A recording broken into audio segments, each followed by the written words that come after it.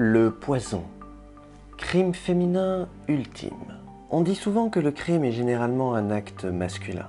Mais ce n'est pas parce que les hommes sont spécialistes dans ce domaine que les femmes ne font pas partie de l'équation. Bien au contraire. Depuis des siècles, le monde connaît aussi des femmes assassins. Cependant, les femmes responsables de ce genre de crime sont, comment dire, plus discrètes, dans la majorité des cas. Au palais de justice de Poitiers, les assises de la Vienne se sont ouvertes sur le procès de Marie Bénard, celle que les rumeurs nomment l'empoisonneuse de Loudun. C'est de Loudun que partit en effet l'accusation qui la rend responsable de 12 empoisonnements échelonnés sur 20 ans. Dans cette maison, derrière cette fenêtre close, s'éteignait en 1947 l'époux de Marie, Léon Bénard. Il fut enterré sans histoire dans le petit cimetière de la ville. C'est alors pourtant qu'en évoquant les circonstances singulières de cette mort qui laissait Marie très riche, on commença à douter de son rôle et on se mit à murmurer. Les commentaires allèrent bon train. On exhuma les corps, on découvrit des traces d'arsenic. Aujourd'hui, la foule se presse aux portes du palais où se joue le sort de Marie Bénard. Bonsoir à tous. Tout ça pour en venir à ce sujet. Nous allons parler ce soir d'une affaire qui a retourné, à l'époque, tous les esprits français, les grands esprits, les médias, tous les réseaux. Cette affaire, elle a un nom. Marie Bénard, l'empoisonneuse du siècle. Était-elle innocente ou était-elle responsable de pas moins de 12 meurtres avec préméditation? C'est ce que nous allons essayer de découvrir ce soir dans ce nouveau JTR.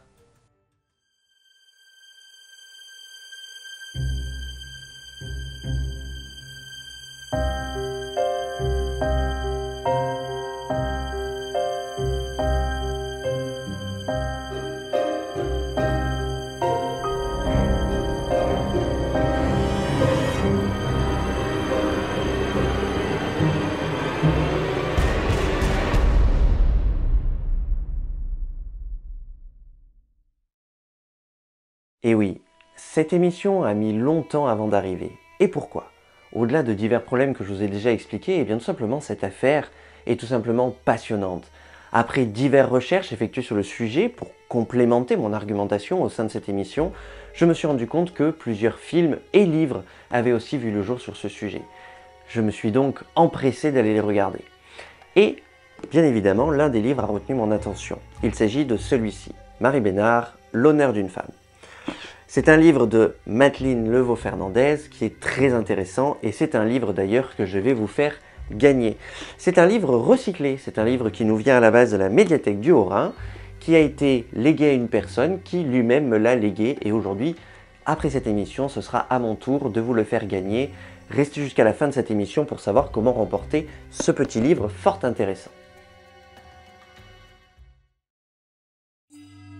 Cette affaire qui a mis en émoi tous les médias de l'époque commence en 1947, second dimanche d'octobre, où Marie Bénard part en voiture avec son mari Léon dans une ferme héritée à Saint-Pierre-de-Maillé. Ils partent en la compagnie de Gaston Maraudon, un gérant de café ami du couple qui possède lui aussi une maison dans le canton. C'est un séjour de vacances, tout ce qu'il y a de plus banal, où le couple va tout simplement partir se détendre, travailler à la ferme, organiser quelques barbecues avant de rentrer. Nous sommes rendus le 16 octobre de cette même année. Et avant de terminer ces merveilleuses vacances qui se sont extrêmement bien passées, il est temps de faire un dernier bon repas. Marie Bénard est une excellente cuisinière. Elle va préparer des haricots, des œufs, de la viande, bref, tout ce qu'il y a pour faire plaisir, ainsi qu'un fameux bouillon délicieux dont elle a la recette secrète. Après avoir mangé et en prenant la voiture pour le départ, Léon est malade et commence à vomir. Après s'être reposé quelques minutes, celui-ci décide quand même de rentrer. Il pense avoir simplement fait un peu trop d'excès pendant ses vacances. C'est donc après un trajet très laborieux, où ils ont dû s'arrêter plusieurs fois pour que Léon puisse vomir sur le bas-côté, qu'ils arrivent chez eux à Ludin, dans le Poitou, où ils devaient recevoir la mère de Marie, ainsi qu'un ancien prisonnier allemand qui sert d'homme à tout faire pour le couple. Malheureusement, Léon est au plus mal, et il décide d'aller se coucher sans même manger. Il a l'estomac vraiment trop retourné. On se dit que tout va passer. Mais le lendemain, c'est pire, il continue à vomir. Alors là, on décide d'appeler le médecin. C'est un diagnostic assez rapide et assez classique. Une crise de foie carabinée, sûrement due aux fêtes et aux boissons alcoolisées durant les vacances. Beaucoup de repos et il n'y a rien à faire d'autre. Malheureusement, même avec beaucoup de repos, la crise ne passe pas et inquiet de son état, on décide de réaliser une prise de sang. Les résultats sont saisissants et Léon est gravement malade, ça on le sait. Par contre, on ne sait pas de quoi, mais celui-ci est cloué au lit avec des maux de ventre déchirants et encore des vomissements. Alors comme on est dans une petite ville, les choses vont assez vite et bientôt la moitié du village se retrouve régulièrement au chevet de Léon. Et notamment une amie du couple et surtout une amie de Marie Bénard, la receveuse de poste de l'époque, Louise Pinto. L'état de Léon ne s'améliorera malheureusement jamais et 9 jours après son dernier repas, le 25 octobre 1947, Léon décède à 22 h alors qu'il était âgé de seulement 53 ans. Jusque-là, malheureusement, un parcours assez classique. On pourrait penser que celui-ci aurait eu une intoxication alimentaire et que son corps, fragile, ne l'aurait pas supporté. Mais quelques jours après l'enterrement, quelque chose d'étrange se produit. Une lettre est reçue au cabinet du procureur de la République de la ville. Et cette lettre, elle est signée Auguste Massip. Celui-ci raconte des faits étranges. Il va même jusqu'à dire dans sa lettre qu'il accuse Marie Bénard d'avoir empoisonné son mari. Premièrement, comment cet homme était-il au courant que Léon Bénard était décédé? Il n'était pas présent à l'enterrement et à première vue, ce n'est même pas un ami du couple. Eh bien, tout va commencer à cause d'un bruit de couloir. En effet, à peine 2 jours après l'enterrement de Léon Bénard, une femme, Louise Pinto, vint chez son ami Auguste Massip, propriétaire d'un petit château miteux, et lui faire des confidences troublantes.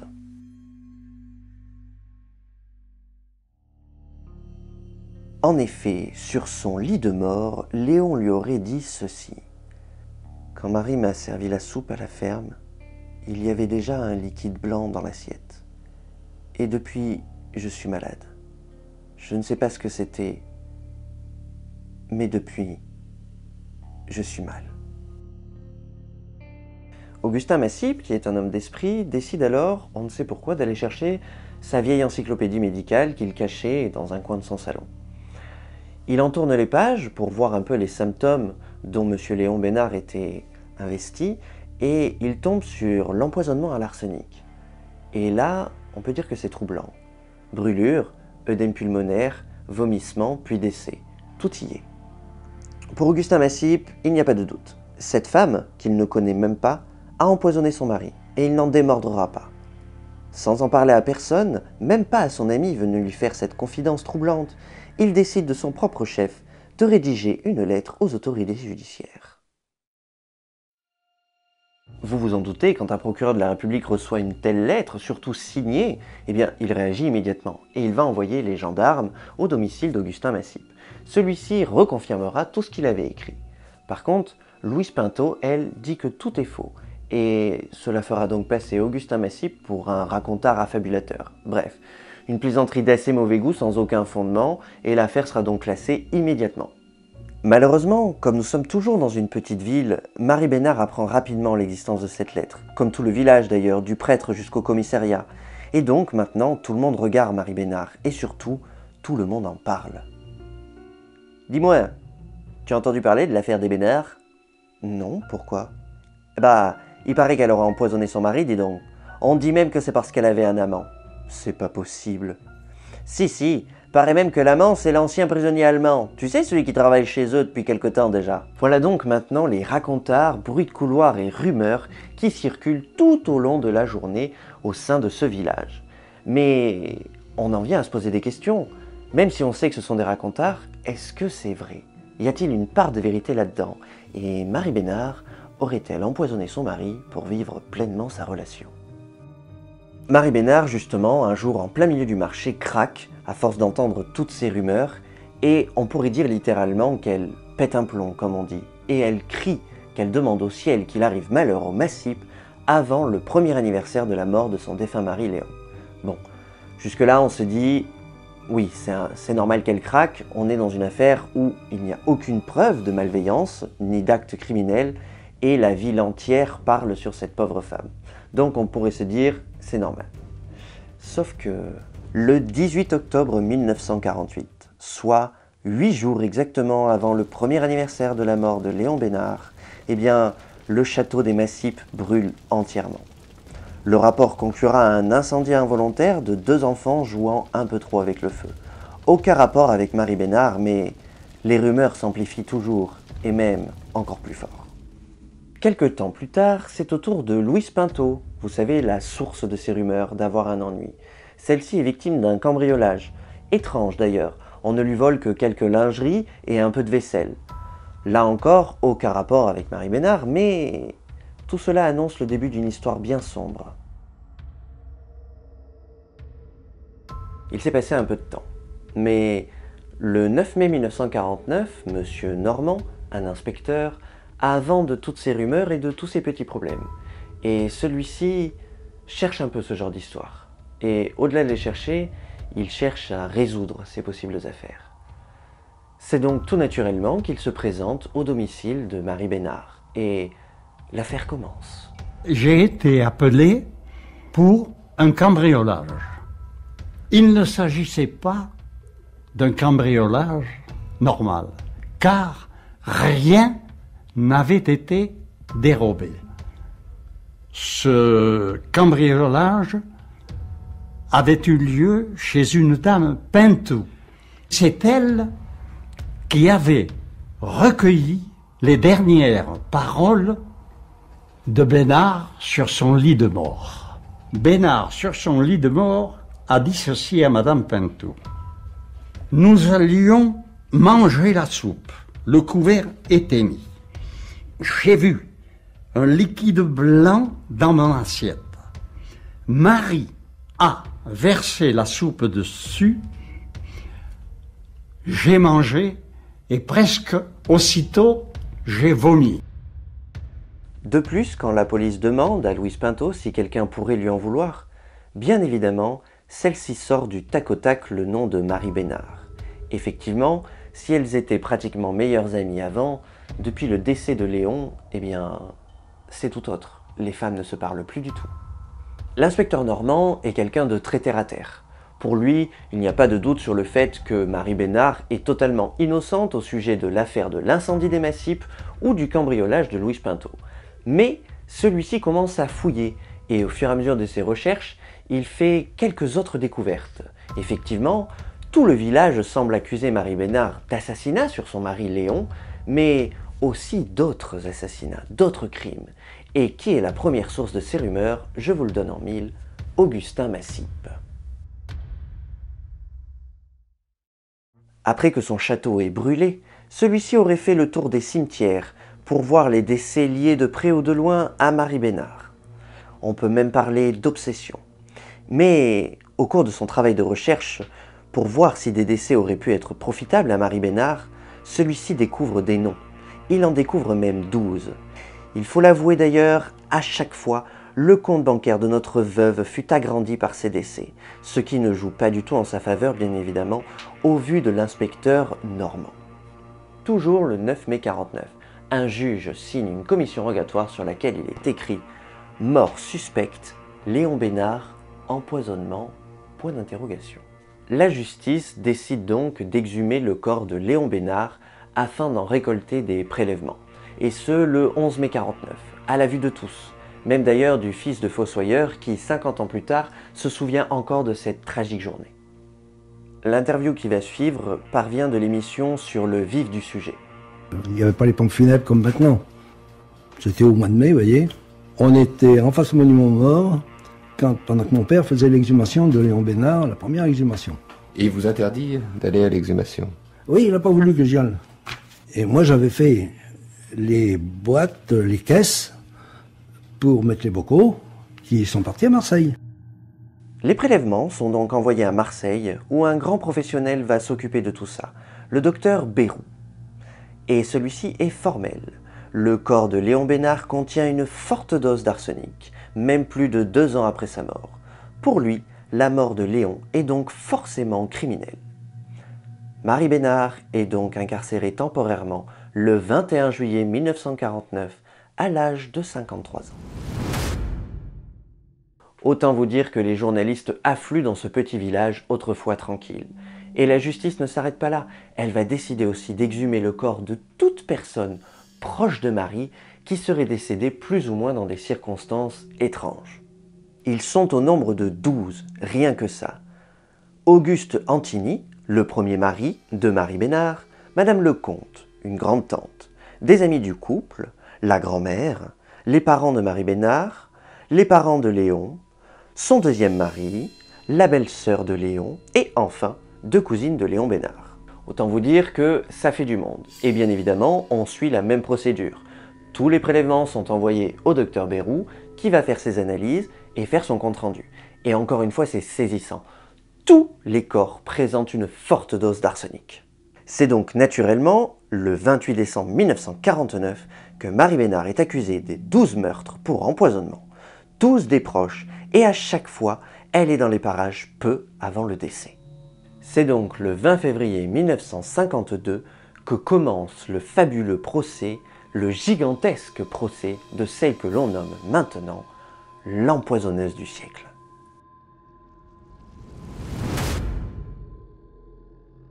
Il n'y a pas moins de 86 témoins devant l'accusé, tous majoritairement du village ou des alentours. À croire que subitement, le village entier avait des choses à dire sur Marie Bénard. Bon, tout ça, la justice le prend bien évidemment avec des pincettes, la plupart sont des on-dit.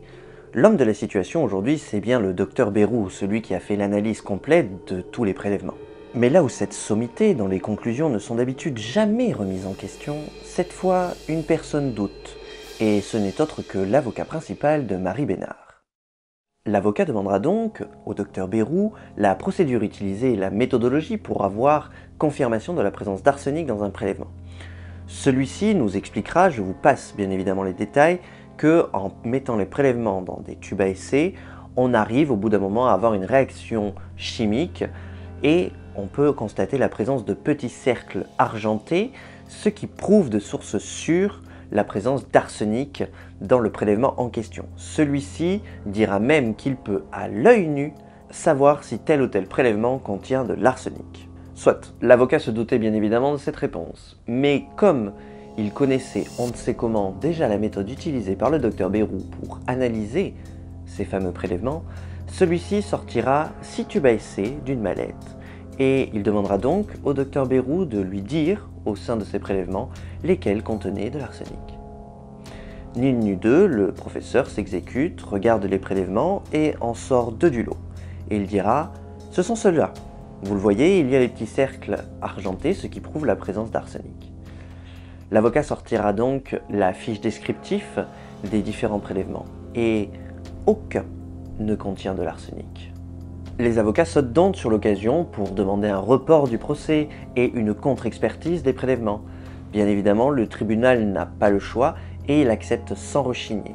On va donc réexhumer les corps, les redécouper et refaire des prélèvements. Si tant est que dans le village, on dit même qu'au bout d'un moment, il n'y aura plus rien à enterrer si on continue comme ça. C'est là un premier fort rebondissement dont se serait bien passé la justice qui doit maintenant faire face à la une de tous les journaux parlant de l'incompétence du médecin légiste. Une chute aux enfers pour ce professionnel de santé tombé dans un piège de maître de l'avocat de Marie Bénard. Le nouveau procès va maintenant commencer à Bordeaux, cette fois-ci le 15 mars 1954. Marie Bénard, elle, était toujours en prison en attendant patiemment. Madame Simone, vous vouliez dire? Eh bien oui, je voulais dire que moi j'ai été extrêmement surprise parce qu'enfin le procès des experts, en somme, qui tout à coup a pris place au lieu du procès de Marie Bénard, tout à coup dans l'enceinte de la cour d'assises de Poitiers. Il m'a semblé que tout de même on aurait pu très très vite y voir beaucoup plus clair puisque les fameuses caisses, les fameux bocaux, scellés, non scellés, recellés, étaient partis de Poitiers. Comment est-il possible que le président qui dirigeait les débats n'ait pas pris sur lui d'ordonner immédiatement de citer à la barre les personnes qui étaient responsables de l'envoi des caisses? Puisqu'elles étaient parties de Poitiers, on avait donc sous la main les personnes qui avaient scellé ou non scellé les caisses et les bocaux. Hervé Bazin? Je dirais plus, il y a une chose qui est étonnante. Je ne comprends pas qu'on puisse envoyer des cadavres dans une caisse comme on envoie des petits pois. Marie Bénard a désormais un renfort pour sa défense. Une femme du barreau de Bordeaux, mais pas n'importe qui. Un ténor, comme on dit, j'ai nommé Jacqueline Favreau. Au sein du procès, bien évidemment, nous allons parler de la vie entière de Marie Bénard, mais j'ai décidé de ne pas le développer aujourd'hui. Premièrement, car entre le livre que je vais offrir à l'un d'entre vous, ainsi que les différents ouvrages sur le sujet, vous avez largement de quoi vous documenter. Ainsi, pour la simple et bonne raison que je vais également en faire des podcasts dédiés qui apparaîtront bientôt sur une plateforme dont je tiendrai le nom pour secret pour le moment.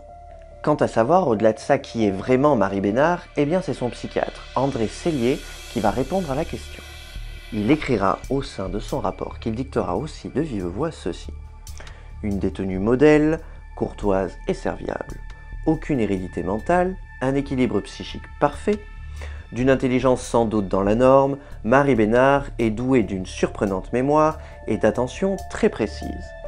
Peu d'imagination ou de valeur utile, bref, Marie Bénard est une femme normale. Il ne relèvera que le fait que celle-ci soit peu émotive et même peu sensible. Elle est obstinée et dotée d'une volonté de faire. Pour finir, il la décrit comme parfaitement responsable de ses actes. Parmi les témoins, non sans surprise, nous retrouvons Louise Pinto, ancienne meilleure amie de l'accusé et la source de toutes les premières rumeurs d'empoisonnement. D'ailleurs, le greffier notera ceci. Elle refera les mêmes confidences, en relatant également qu'avant le décès, il fut un jour où elle était à sa fenêtre et où Léon passait devant chez elle furieux. Celui-ci lui aurait alors dit que le prisonnier allemand ne l'écoutait plus et qu'il était obligé de travailler beaucoup plus et que tout cela était la faute de Marie. Mais ça, ce n'est pas tout, car d'autres personnes disent cela et il y en a certains qui disent même que Marie et le fameux prisonnier allemand se retrouvaient parfois dans des dédales sombres et même passaient de longs moments au sein de la vieille grange du couple. Mais d'autres témoins viennent à la barre et expliquent cette fois-ci que Louise Pinto aurait probablement pu être la maîtresse de Léon Bénard. Alors, bien évidemment, celle-ci nie tout en bloc et ce n'est d'ailleurs pas réellement ce qui nous intéresse au sein de ce procès. Mais par contre, il y a une autre révélation qui va être faite ce jour-là par Louise Pinto et celle-ci est beaucoup plus intéressante, notamment pour la défense de Marie Bénard. Jacqueline, avocate de Marie, demande à Louise Pinto à partir de quel moment elle a arrêté de douter des propos de Léon sur sa femme, révélés sur son lit de mort pour rappel. Celle-ci répondra qu'elle l'aurait douté toute sa vie si les analyses n'avaient pas prouvé cette véracité. Mais au vu de toutes les nouveautés de cette affaire, on lui redemande donc aujourd'hui si ses doutes sont revenus. Celle-ci restera alors silencieuse un long moment avant de révéler un faible oui. Encore une belle réussite des avocats de la défense qui remettent le doute partagé même avec les témoins, une maîtrise parfaite de leur métier. Alors tout ça, ça commence à mettre un peu le fouillis au sein du procès. Et d'ailleurs, il y a d'autres témoignages, encore plus fous, encore plus farfelus, mais écoutez plutôt. On s'est beaucoup occupé aujourd'hui de la maladie de Léon Bénard. On pensait que Marie avait empoisonné son époux afin d'hériter. Las, on a trouvé autre chose. Cette autre chose serait tout simplement l'amour. Oyez plutôt. À la barre, un jeune homme qui a travaillé comme ouvrier agricole en 1946 chez les Bénard. Il avait 15 ans. Il fallait, dit-il péniblement, que je l'embrasse chaque matin et puis chaque soir. Et que ça avait toujours été comme ça avec les commis de ferme, qu'elle disait.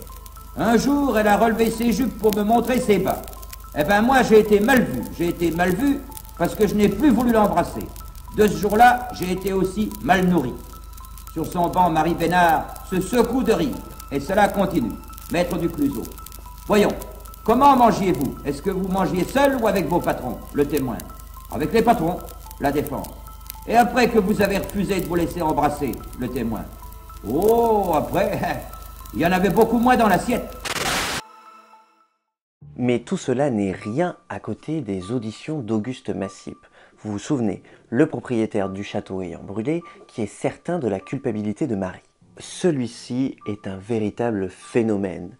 Il va tout d'abord prendre des accents pour raconter ses histoires, revenir sur certaines versions, raconter des dizaines d'histoires sans aucun fondement, et on se rend compte que cet homme est un cirque à lui tout seul. Bref, un témoin primordial au premier abord, le lanceur d'alerte, est en fait un hurluberlu. Après de longs jours d'audience remplis de témoins, moins fiables les uns que les autres, le tribunal décide de passer par la science pour tout élucider, et ce au plus vite, car la justice commence à être entachée par ce procès long et grotesque, raillé par les médias au vu des hurluberlus qui y déambulent. Voici donc l'arrivée de nouveaux experts sur ce dossier. Il y a un doyen de faculté et 2 professeurs. L'un des professeurs va d'ailleurs demander si tout simplement l'arsenic n'aurait pas pu contaminer les corps après le décès, c'est-à-dire s'infiltrer dans les corps après l'enterrement. Là-dessus, le professeur Griffon répond que non, c'est impossible, car l'arsenic ne se dissout pas dans l'eau. Sauf que cette vérité n'est pas unanime, et l'un des avocats, Marie Bénard, compte bien se servir d'un nouveau professeur en médico-légal pour en discuter. Et coup de maître, une nouvelle fois, ce professeur prouvera en pleine audience que oui, l'arsenic peut se dissoudre dans l'eau. À cela, les avocats appellent donc à la barre les fossoyeurs pour parler de petits détails qui vont changer la phase du procès. Alors, je vais vous faire un résumé écrit par mes soins du dialogue qu'il s'est à peu près passé entre les avocats de Marie Bénard et les fossoyeurs en question. Monsieur Morin, vous êtes bien le propriétaire des événements funéraires? Oui. Est-il vrai que lors de l'exhumation des corps de monsieur Léon Bénard, la tombe était remplie d'eau?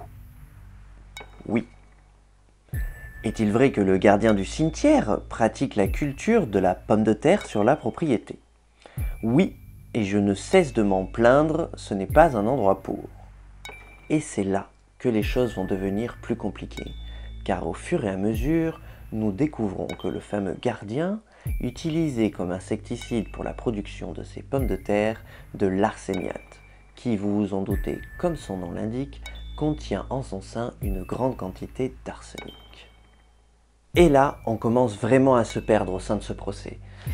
Les différents scientifiques se battent entre eux et la défense de Marie Bénard fait bloc de toute accusation, jusqu'à même l'arrivée d'un jeune scientifique, au début prometteur, qui va tout simplement expliquer que, oui, on peut retrouver une présence de l'arsenic dans le corps d'un défunt sans pour autant qu'il l'ait ingurgité avant.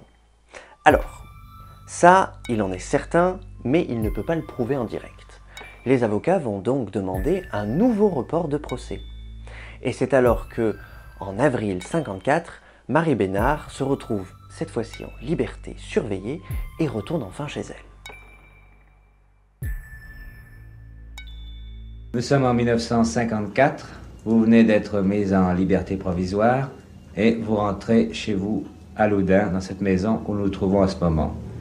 Et ça, il faut dire que ça a beaucoup étonné les gens. Il vous a fallu du courage pour revenir chez vous? Monsieur, je ne vois pas pourquoi. Moi, je savais qu'ici, c'était ma place. Je savais que je devais voir ma triste maison qui a été négligée pendant ces 5 années, dans laquelle je ne pouvais à peine pénétrer par les toiles d'araignée. Mais on a dit, par exemple, que la population avait l'intention de sonner le tocsin.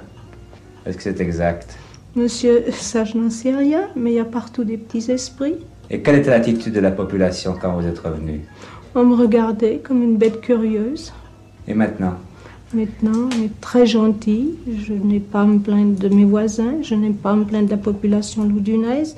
Loin de là, partout on me salue comme autrefois. Et que sont devenus ceux qui vous accusaient? Monsieur, je n'en sais rien. Je n'ai jamais revu aucun depuis. Ils ne vous ont pas donné de leurs nouvelles? Je ne désire pas en avoir.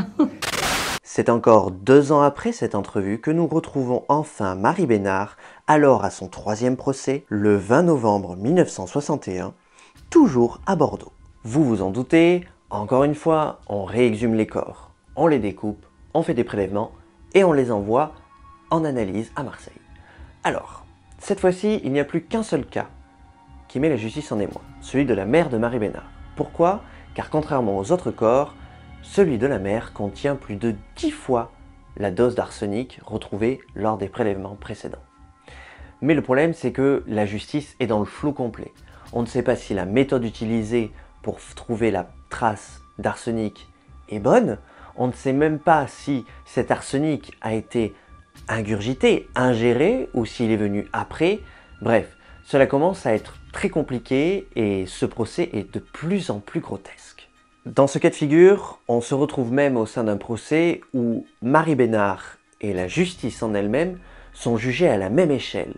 Si tant est bien que la justice est finalement obligée d'acquitter Marie Bénard.